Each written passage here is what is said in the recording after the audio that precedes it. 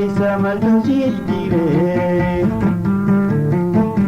hawaayuma malee dhibdaa sa'uudada lakkisi jalalee lakkisi bokkee baddii fidaa hawaayo jaalala balleessa gorsa dhageessa.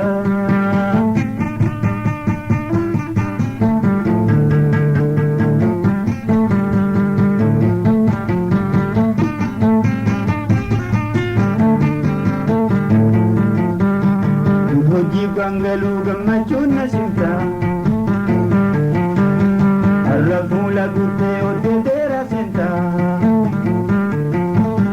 halliin kanaa kuni waliin nu hambeessa jaalala dandeessee lakkisii jaalallee guddii nu facaasa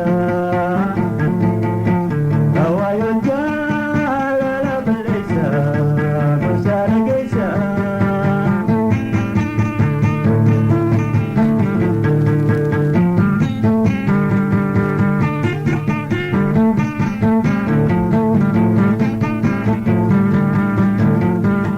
Lamin bukti jari jalala gammachuuna yoomana fi galangadaan wal mari'achuuna rakkoo mudatu hundaaf furmaata barbaadan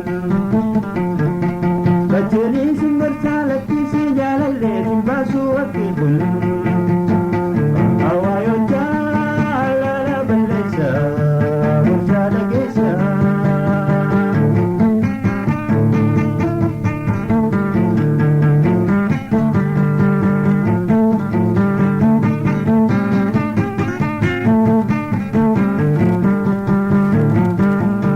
Lansuun akka duutan sababan qabneef